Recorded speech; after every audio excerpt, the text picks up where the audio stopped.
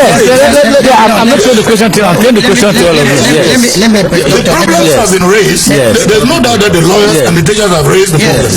We don't deny that. And we are trying to find a solution because we believe in the sanctity of goodness. We are rational people. You can chip in when you want to chip in. Now, this is, let me predicate this by saying that, to me, as a clergy, and as one who comes from the English-speaking part of this nation, to say there's not an Anglophone problem, I will not be doing justice to my conscience. There is an Anglophone problem in this country. The fact that somebody does not speak English, who is in Bamenda, or does not speak French, who is in Yaoundé, doesn't mean that the linguistic barrier defines that I don't have a problem as an Anglophone. I may not as an individual, but as a people, we do have a problem as Anglophones. We've just talked about a GCE board. Let us look back into history. I was here already as a pastor. How it was created.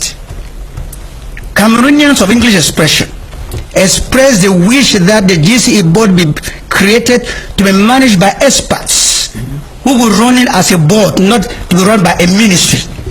And they wrote a memorandum to be handed over to the Minister of Secondary Education before going to work. Then left that morning to hand over the memorandum, and they were sprayed with water. A young man, I can never forget, lost his eye. He is now of blessed memory. And later on, the GCE board was created, but only after the back board was created, which was not even requested. And then GCE board was created. Is that a problem? Was it? No, it's a problem. Do we need to spray people with water who came to ask for something before we did the same thing? If lawyers are talking about the common law in Cameroon, the practice of it and the administration of it, which the Cameroon government has accepted the existence of the common law and the civil law, who is administering the common law in the English-speaking part of the country? Somebody who has not studied that law, who doesn't know it, and is executing a language which the people themselves don't understand. Is that not a problem in itself? When we go now to secondary schools in the English-speaking part of the country, and you send teachers who don't speak English to teach our children in the English speaking part of the country in a language which we don't even know how to call it, probably call it pidgin or whatever language we created. What are you doing? You are under-educating these children not to become competitive in the world. These are the things that we are saying are problems. How do we solve them? Can we not have people who will be able to teach the children in the right language and interpret the things in the right perspective? You see, the strike which has been called up by the teachers and the lawyers has taken different dimension, and other people are taking advantage of it, which was not the original intention of the teachers and the lawyers. But we need to beat up the lawyers before taking and listening to them. Why can't we get to the table of dialogue and dialogue with them and say that what are the problems that we have? Present them, we listen to them and propose solutions and move on from there. Let's learn from history. When Cameroon had a problem with Nigeria, in the Bakassi area, there were people who said right up the higher level of the military that let's go to war in Nigeria. We would have been in a bloodbath. But fortunately, we had a good president. The people who had a different rationality said no, let's go to maybe you come in and had a dialogue, and the problem was solved. Why can't we do this? I'm afraid that we are wasting our time on side issues.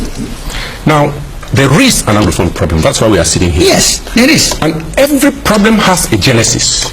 I don't want us to start by accusing Francophones of all the ills on earth. We need to go back.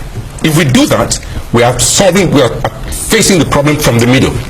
First thing, how did Anglophones find themselves where they are?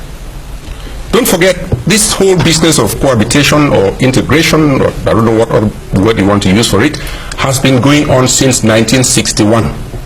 That is 54 years. Yeah. Or 55. 55 now. 55. In Fumba, Ahijo attends that conference full of zeal and intention, and he knows where he's going. Foncha goes there and is starry-eyed and comes back to a nation empty-handed. Up to this day, can anybody tell me what Foncha brought back from Fumbat for the British Southern Cameroons at the time? This is where the rain started beating us.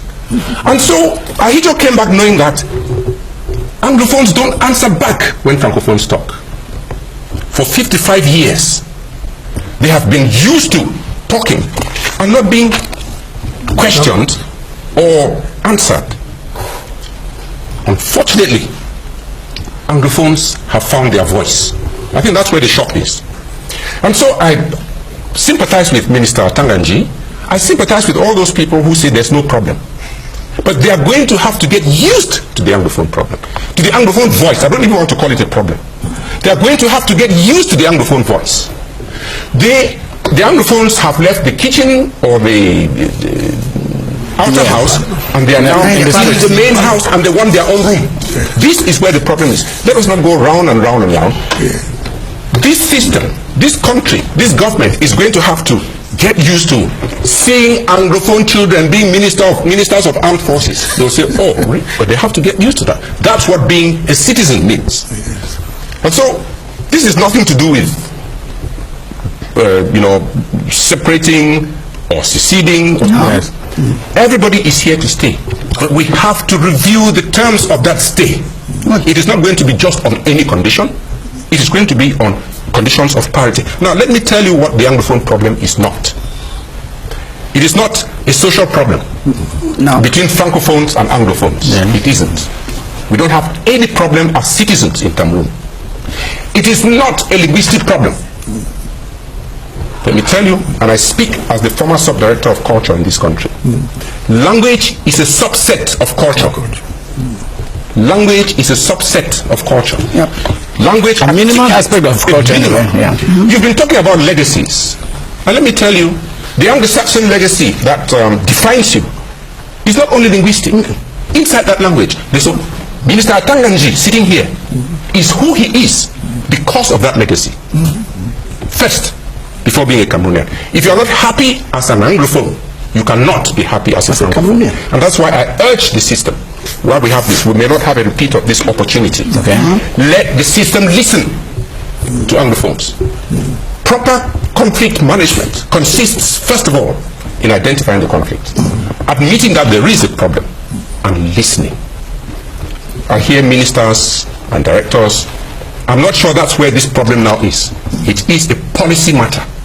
And the sooner government takes this